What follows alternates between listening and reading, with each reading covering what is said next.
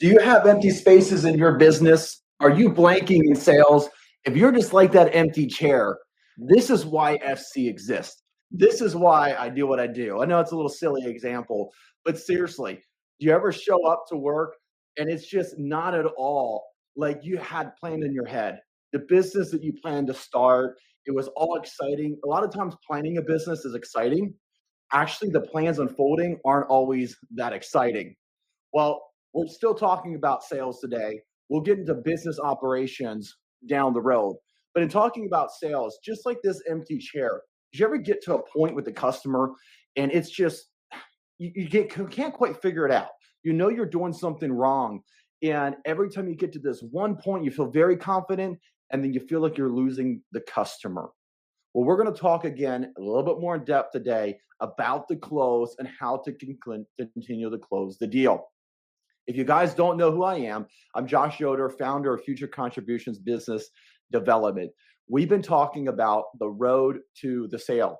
So I want to briefly overview here. And if you put your attention to the screen now on the right or left-hand side, I'm going to pull this up. And just give me a minute to pull this up here for us. If you look at your screens,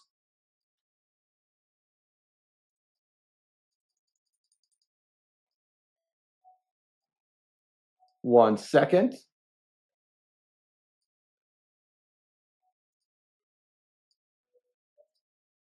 All right. So obviously, I need training on how to present. I'm an expert at sales and business, but not at all the little details. And that's why I got Master Tony.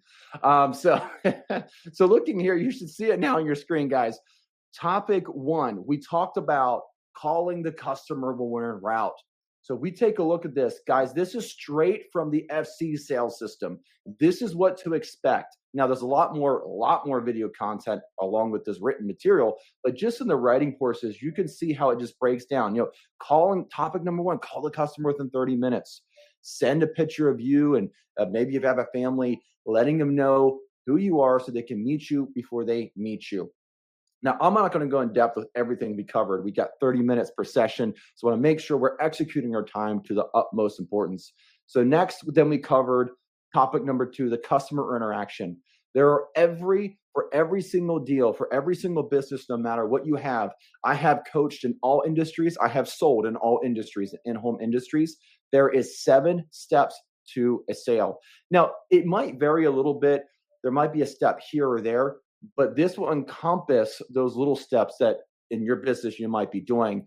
And a lot of times, if you have 12 steps to the process, if you have 3 steps to the process, 12 steps is way too many. 3 steps are not enough. So 7 is a nice breakdown. And with the formula that we created here at FC, this will translate to any company and business that you have. So we got the greeting, the overview, the inspection report, presentation, present price. This is huge, guys. If you're not presenting price, if you're not presenting the customer with the deal, when you are there, when the emotion is at the highest and when the logistically you can explain the most and you're not taking advantage of that, this one thing, presenting price on the spot, having the ability to do this will increase your closing percentage. Guys, it would increase your closing percentage by 100%. That's right. Why 100%? I'm talking relative terms here. Because if you can't present something for someone to say yes or no to, then you don't have any deal. So if you don't present price, the answer is always no. But if you do present price, the formula here, the ability to actually get a yes is much higher. So in realistic terms, as exaggerated, you're going to increase it by 20% just by being able to present price when you're actually there. But you have a 100% chance of not closing the deal if you don't present the price. And then close the deal. We're not just salespeople. We're not just walking in there and sales and presenting and highlighting and getting people all logistical and give them all the information so they can make an educated decision. No, we're there to close the deal. Selling is presenting and highlighting what your product can do and what it is and what it could do for them. Closing the deal is asking the customer to buy. Nobody ever made any money by selling. Not one single business, not one single person. It all happens by closing the deal. In the close is where the money's made. So if you want to make more money, become a better closer versus a better salesperson. So that's what I really want to differentiate is between 6 and 7 is from presenting price to closing the deal. So we go down through here and we talked about the greeting, the overview. So I'm going to skip over some of this just for highlighting purposes. The inspection report, it's all right there, guys, down to number 7. And this is where we're at, to closing the deal. So topic number 1 in closing the deal, overcoming objections in person. We talked about the doorknob close. We talked about the turnaround close. We talked about the spousal objections and the 5 major, the major 5 that you're going to come into daily on a daily basis. The thing is, though, if you're struggling with the same objection more than one day, you waited one day too long. You don't need to keep on struggling with these objections. If you're guys, if you're struggling with objections, please give me a text or call today at 941-735-6520. 941-735-6520. Guys, that is my personal cell phone number. I'm extending it right now just for this podcast alone. I really want to reach more people this month. My heart towards the end of this year is I want to help more business owners in the last 2 months than I have all year. And I really mean that. So if you have a question, whether it's just a simple question, I will shoot you back an answer to your text message. 941-735-6520. So if you wait one day after you have had trouble overcoming objection and you don't have the answer by the next day, you are losing money. The biggest cost to your business right now or to your sales is lost revenue and lost opportunity, because you can't have revenue if you don't close the deal. So by losing that deal or not gaining that deal, you're losing the ability to gain that revenue. Also, you're losing momentum. Momentum is huge. We talked about when a train starts off on the tracks, it's pulling all that weight and everything it has to do. But once it gets going, slowing that thing down can take a very long time, and speeding back up is going to take just as long as the first time. So we don't want to break momentum. We want to close 10 for 10, guys. 10 for 10. We want to close these deals. So coming into these different objections and we were talking about, as we're still looking at the screens here, when we're closing the objections, we want to make sure we have active listening. We're asking clarifying questions. And we emphasize and validate the customer. And then probe for deeper concerns. Always get an answer, guys. You always need to get an answer. Have you ever asked somebody saying, hey, what if I can just ask it, other than asking your wife, what's really stopping us from moving forward today? And they don't answer that question directly and give you a direct answer, you need to ask it again in a different way. Make sure you're getting an answer to questions that you're asking, or you're going to go nowhere in the sale. So looking here next, we have building trust with the customers, and then use silence. Remember, use silence. The most powerful thing that can be done in any deal is what I just did, is to pause, because when you pause, there's power in the pause. Now you can overdo it. It can be very awkward, but you want to pause at the right time. Sometimes not saying anything is a lot more powerful than saying something. So when you pause, you pull somebody in, you regain their attention, and you continue on. It's called pace. We're going to have a whole segment coming up here in the next couple of weeks on how to pace yourself in your speed. We're going to talk about talking correctly, and then making sure the customer can understand what you're saying, that you're not talking too fast and you're not talking over top of them and you're not waiting for them to understand. That doesn't work. But a lot of salespeople, that is the pace at which they talk, because they're going to shotgun the customer. They're going to come in with all those fancy words and they're just going to spit everything out to them. Even in the close, there are stop signs in the close, guys. I'm going to stop the slide presentation here just for a second and talk directly to you, if that's okay. So there is stop signs, guys, when there's in the close. If a customer is giving you objection, make sure that you stop and you handle that objection and or complaint. If they say the price is too high, it very well may be, not an objection, but a complaint. Every time I go to the store and where I fill with gas, I, that's way too much for gas. But guess what? I continue to buy from that gas station. Who agrees that gas is too high? Okay, but we're still all buying it at the same rate we always have. It didn't stop us from moving forward, did it? No, it was a complaint. A lot of salespeople are turning complaints into objections when the customer was just complaining, not objecting. You see, when a customer says that the price is too high, you say, Mr. Customer, I understand. I experienced this because I'm a customer as well. Again, relating yourself and putting yourself in the position and coming down to the customer's level to relate with them. I'm a buyer as well. I'm a customer as well. And I agree, you're right. It is too high. And everywhere I go and spend money at the gas station, at the store, kids, they're too expensive. It's all too expensive. But there's a price to everything, and it's more than it's ever been. Let's get this started for you. This is exactly what you've been looking for, what you told me. Let's get you started here on the 27th, like we were talking about, and just move into the close rather than saying, What do you mean the price is too high? What do you mean by that?" Or the famous one with the salesperson, "Oh, the price is too high." In fact, guys, this is crazy. The other day, I was running some leads in my home service business, and I won't mention their name, but there was an electrician company that were trying to sell a customer, and I respectfully, waited my turn. I was waiting back in the hallway, and I could hear them talking, and the lady, it came across, the lady even said to the electrician, said, "Oh my God, that is way too high. I don't have that money in my bank account. That's way more than it should be." And she was just saying how even if she had the money, she couldn't afford it. She couldn't do this, guys. And the guy just said, "Well, what price would work for you then?" Immediately you lost all trust with the customer, because if you tell a customer where do you want to be on price, when they said price is too high, you immediately revealed your aces, which in this case you had no aces because you're flunking this thing, and they know that all along you could give them a better price, but you didn't. Now they don't trust you.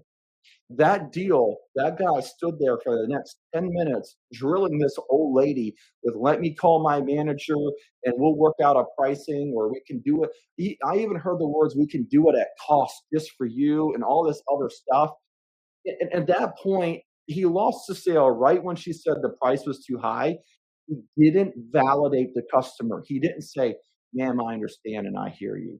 I'm a customer as well. And every time I go to the gas pump, the price is too high, but I need to continue to put fuel in my gas tank." Now we're talking about electrical here.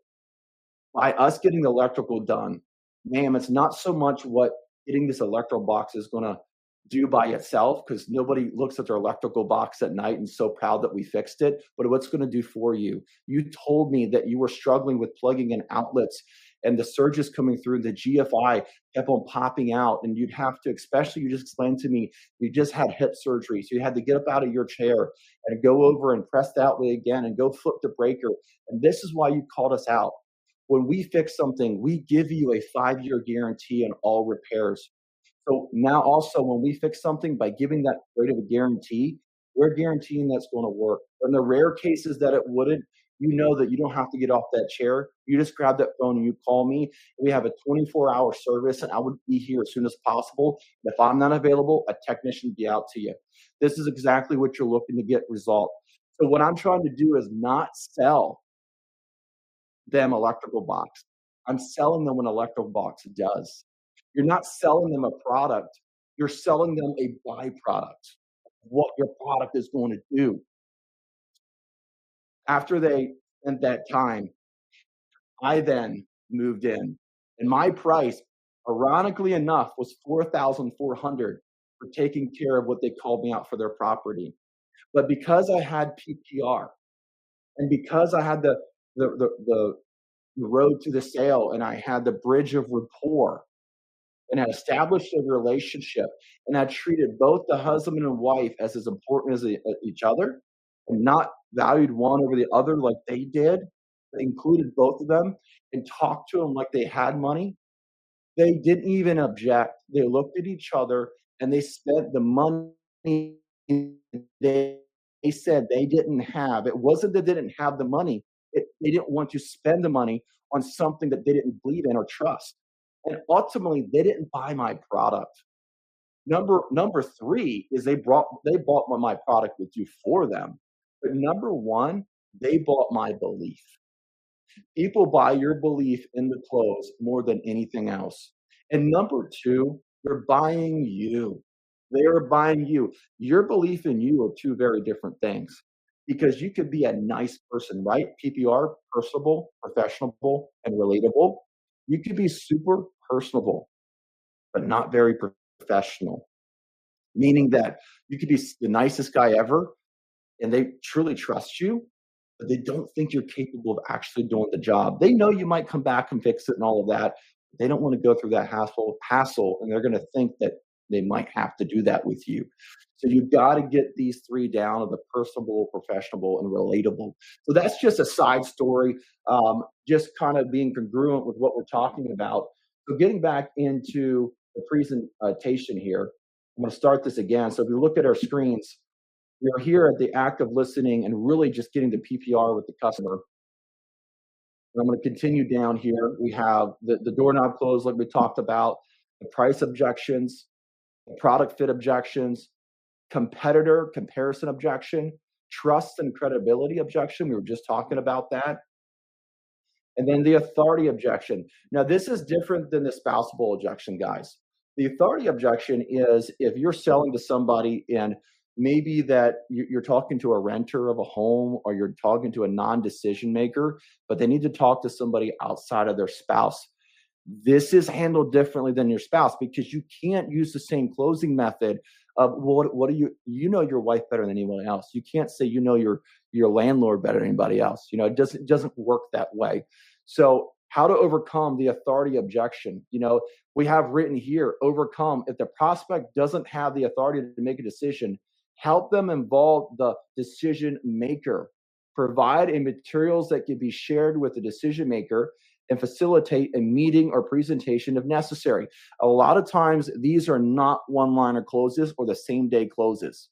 This is getting the tenant or the representative or the doorkeeper, those people that are guarding the big guy from you and seeing if you're legit. And then the big guy will meet you once they got those 3 different estimates and they'll break it down. Sometimes it's impossible to break through the doorkeeper. Sometimes, and you got to recognize that. You got to treat that doorkeeper. You don't ask him, are you the decision maker? Are you the person I should be talking to?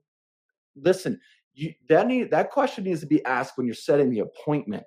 Once you get there, if that person's meeting you, it means that somebody appointed them to meet you. I never use the verbiage when I'm with a customer. Are you the decision maker? Are you the one I should be talking to? Is there anybody else that should be included with this conversation? Guys, I've never done that. I don't do that.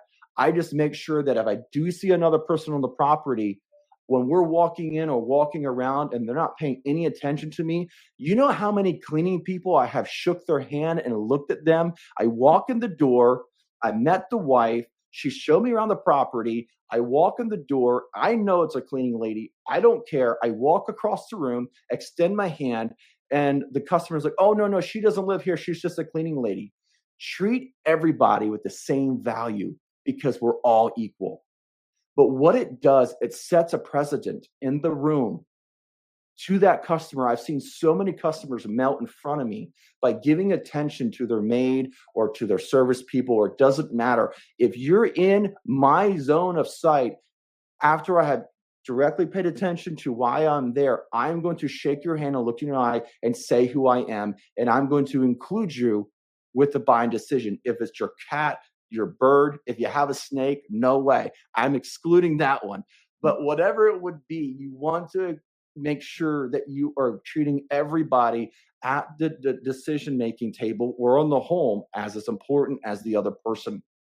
So that comes back to, we were talking about the authority objection. We want to make sure that we're setting ourselves up correctly and giving them all the information and selling the doorkeeper a second opportunity to meet with the actual decision maker. We're not there to sell the deal to them. We're there to sell ourselves, to get an appointment to sit down with the decision maker. I need to think about it. I need to think about it is not a true objection. The authority objection could absolutely be a true objection, but not, I need to think about it. How long does it take you to think about something? I mean, Andrew Haddad, which a lot of you guys got to see the treat of which we had him on the show not too long ago. It was something where like 75,000 thoughts a day that we have or something crazy. So it doesn't take that long to think about something. But what you're really thinking about is, I'm not convinced enough yet, and I need some room away from you so I can even validate and kind of process my feelings. Did you hear what I just said? It's not a lot of times you they're objecting to. They're objecting to their own ability to make a decision because they made a bad decision before and they don't want it to happen again. Sales boils down to this. Sales is a transfer of emotion, and it's closed in the ability of the customer to believe in you. Sales is a transfer of emotion that equivalates to buying your belief. That's all that sales is. We want to persuade the customer to our view, but before that, we're coming down to their view, PPR, bridge of rapport, bringing them up to our standard of excellence. And then whoever's ever more convinced of their conversation, once we get them on the same level, will win the conversation, because now we're on equal grounds. I'm not pushing something uphill or downhill or trying to pull it up. I get to transfer it over, and my belief will override their unbelief, and that think about it will go away. That's how that works. So what do you do when I need to get to think about it? Well, we have it right here for you guys, all written down, but I'll say it in a nutshell. If somebody says, I need to think about it, you say, of course, I understand you need to think about it. That's why I'm here. My job is to give you all the information so that you can make an educated decision. Now, if I can ask, when you're thinking about it, what is the biggest concern that you are thinking about? Well, I was just thinking that I don't know if it's the right time. Or now we're getting a little bit deeper. Now we're really getting to why they actually needed to think about it. So we think about it as just a stop sign, right? We don't want to run through that stop sign. We want to come to a complete stop. What are stop signs there for? It's to control the traffic flow. Stop signs are also there to save your life or to save the deal. If I run through, I need to think about it, and I push down their throat like the electrician salesman or your typical salesman and saying, well, I need to think about it. Well, think about it. I'm sure you thought about it before I got here, and I'm here now. And what price were you really looking for? And I can call my manager and we can get you at cost, and you can go down that road with the customer, and you run right through the stop sign, and another car is coming and hits you head on, which is going to be their objection or their trust. And if you had a rapport, which you probably didn't at this point, you're both dead, and there's no deal happening there. So I need to think about it. That's how we're going to overcome that one. Sales is not logistical. It's not. It's emotional. And it's a transfer of emotion, which equivalates to buying your belief. So when we are talking to people and we're selling something to them, we're selling what the product and the service is going to do for them. Again, we're not selling the product. We're selling the byproduct of which the product will do for them. And that's what we're highlighting. So not the right time objection. Look, it's just not the right time. Hey, I understand. Timing is going to be everything. And especially with this project, you're getting a brick patio put in. And when you get this brick patio put in, you told me that you're getting this done. And the reason that you're holding off is because you are getting your roofing system done first. And you're concerned when we get your patio done, when the trucks come along the side of the house, or you guys can fill in the blanks here, but I'm giving you an example, that you're afraid of your patio being cracked. So what we can do here is, because it's going to take me some time to get the order in, what I'm trying to do with this customer is I'm trying to get a commitment, because it's not the right time. is a reflex objection a lot of times because they already thought about what they have to do on their property and they already researched you. So they had you come out for a reason. People don't randomly just pick up the phone and call if they haven't done the research over who you are. So you're already reputable enough. So recognize it's not the right time. It's typically not the reason. Now, they might just be fishing for prices. So a year down the road, when they're done with their roofing system, they have a quote to go by. But you got to do the customer understand that these products and materials, they're going to change sometimes on a weekly basis. In the roofing industry, especially, if you give somebody a price 90 days later, and this happened over COVID, 90 days later, those shingles could double almost in price, or that shingle that they want is no longer in stock, or the brick or what have you, whatever else it is. So you really want to get the customer to be like, I understand. What is the timing on this roofing system? No problem. We're really booked out till we get the permits and the materials. I want to get this order in. This is the one that you picked really goes quick. So I want to make sure we get our lock order in. It doesn't mean I have to have it here on the job site. As long as I get this order in and I get your name on there and I get a deposit on it, we're able to hold it. So, hey, that way, if the roofers are ahead of schedule, you don't have to wait on us. We'll be right behind it. The reason that you bought this home is so that you can enjoy yourself on this patio, overlooking this beautiful view. Until we get here, you're not going to look at anything but a dirt field, because you even told us that the reason you're putting a patio is because you're unable to grow the beautiful grass that you wanted to do. So you're putting a patio in and you're not even able to enjoy the $1 million investment you put into your home. How would it feel? Because I can see the picture that you see. I see you sitting out here, watching your kids play, watching your husband grill and making the food for the children. And you're sitting here sipping a glass of wine, overlooking the view and enjoying your beautiful patio. How would that make you feel if we could get that sooner than later, and that you weren't waiting on anybody after that roof was completed? You see, what I'm doing is I'm not selling a brick. I am selling what it's going to do for them and how it's going to make them feel and how it's going to change their life. I get excited just talking about stuff like this with people. It makes me excited because I actually love people. I actually want to see them fulfill their dreams. A lot of times you're going to these people's property and this is their dream house. They worked their entire life for this property and they love it. And we need to be just as excited for them as they are to get the project done. A lot of customers are not expecting that. When I come to their home, or the salespeople who work for me and the people I train, I always teach them to get excited and generally be excited about what's being done on their home, because it is exciting. And the customer is used to having salespeople come in and go through the motions, and I'll email you and all this other stuff. But I get them talking and I get excited. And when they start objecting to me, I stop at the stop signs. I make sure it's clear. I handle it, whether objection or complaint. I always agree with the customer. I make sure they feel heard. And I move the deal forward step by step.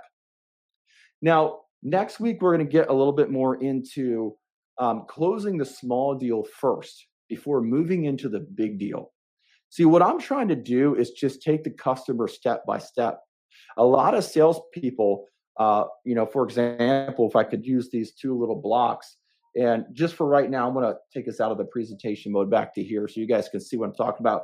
So if you have these two little blocks, if we have a gap like this, and we're trying to take the customer, we just lost that deal. If we're trying to take the customer from here to here, there's too big of a gap. So a lot of times, by building PPR and rapport, we're taking the customer just one step at a time. If we're able to take the customer one step further than what they were willing to go, we on average will win more deals. Even though we didn't get that deal that day or close that deal, at least if we can get them to take an extra step. What does that mean? What does that look like? If they called you there to do AC work and the AC just needed to be repaired, but it's a 17-year-old unit and this thing is about to go out in about a year, get them to consider a new AC unit. Not only does it help them, it pays you more commission wise for this deal. Being sincere in it and just saying, hey, have you guys considered a new unit?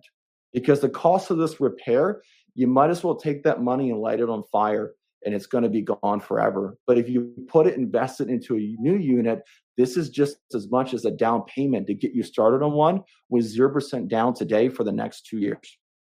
Which one would you like to do? The customer was not thinking about buying a new unit. You took them the next step further and put it into your industry as that example. Guys, it's always a pleasure coming on here with you guys. I apologize about trying to use this whole presentation thing. So thank you for working with me. I'll get better at it. I'm not going to waste another day without getting better. And that's what it's all about, right? Just trying to improve ourselves. And I say it every single week, and I'm going to continue to say it as long as we're talking about the road to the sale. Is one thing I didn't review is our mindset. We don't have to look in the mirror and know we have it all together. We just have to have a plan working towards having it all together. As long as we have a plan, you should be confident and happy in yourself.